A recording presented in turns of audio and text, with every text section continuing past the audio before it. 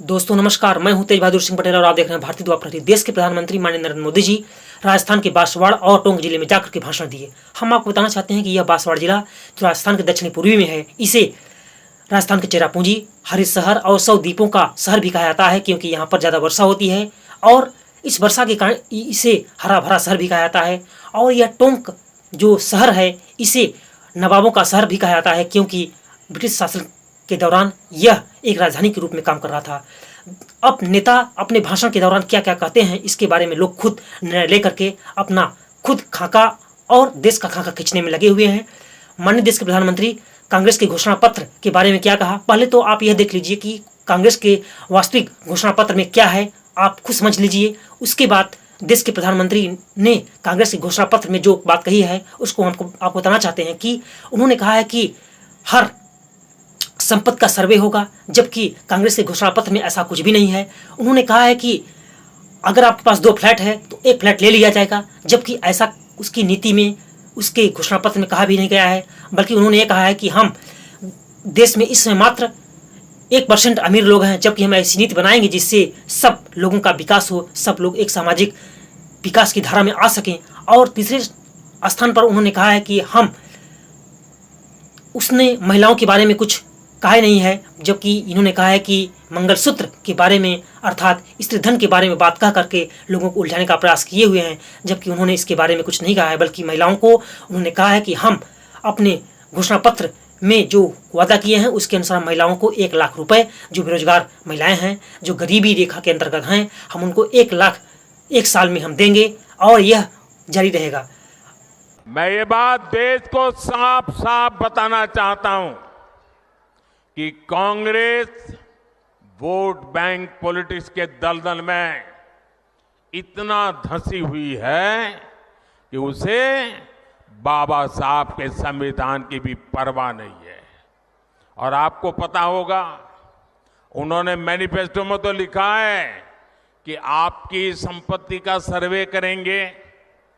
हमारी माताओं बहनों के पास जो स्त्री धन होता है, जो मंगलसूत्र होता है, उसका सर्वे करेंगे। और फिर उनके एक नेता ने तो भाषण में कहा एक्सरे किया जाएगा, एक्सरे किया जाएगा। मतलब आपके घर में अगर बाजरे के अंदर डिब्बे में भी कुछ रखा है तो वो भी एक्सरे करके खोजा जाएगा। दीवार में कहीं रखा है तो उसको भी एक्सरे करके खोजा जाएगा। पूरा एक्सरे करने वाले की घोषणा की है और उनके नेता ने पब्लिकली कहा है। और फिर आपकी सारी संपत्ति, जरूरत से ज्यादा जो भी होगा वो उनका कब्जा करेगी उनकी सरकार, कहते हैं, और फिर लोगों को बांट देंगे। अगर आपके पास 2 घर है, यहां गांव में घर है, और बच्चों के लिए आपने जयपुर जोधपुर में अगर एक छोटा फ्लैट ले लिया है, तो एक्सरे करेंगे कि भाई 2 घर है, एक वापस दो, सरकार को दे दो। बताइए, आपको मंजूर है क्या? ये मंजूर है क्या? क्या स्त्री धन पर हाथ लगा सकते हैं क्या? क्या मंगलसूत्र पर हाथ लगा सकते हैं क्या?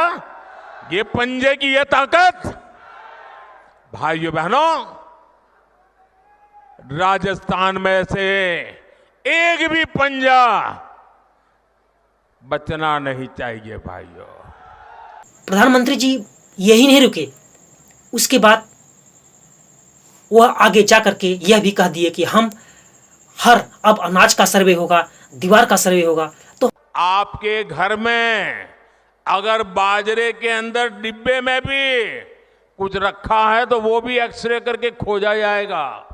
दीवार में कहीं रखा है तो उसको भी एक्सरे करके खोजा जाएगा। पूरा एक्सरे करने वाले की घोषणा की है। हम आपसे ये पूछना चाहते हैं कि इस प्रकार का, जब आपके पास कोई मौका नहीं है, जब आपका बोलने का कोई तथ्य नहीं है, तो इस प्रकार की बातों में उलझा करके आप कहना क्या चाहते हैं? अब लोग इसको समझ गए हैं, या किसी भी नेता को लोग समझ गए हैं कि वास्तविकता देश की क्या है। हम अब यह पूछना चाहते हैं कि जब 24 का चुनाव चल रहा है, उसमें से आप घोषणा पत्र में युवा कि बेरोजगारी, महंगाई, तमाम जैसे मुद्दों जिससे देश झुलस रहा है के बारे में आप बात नहीं कर रहे हैं, तो 47वें देश की विकसित की भारत इबारत को कैसे आप गढ़ पाएंगे, इसके बारे में आपको स्पष्ट रूप से किसी भी नेता को हो जाना चाहिए, ताकि देश का समाज और कल्याण हो सके।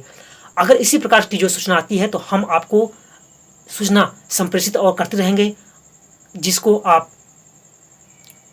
सपोर्ट करिए। धन्यवाद। जय हिंद, जय भारत।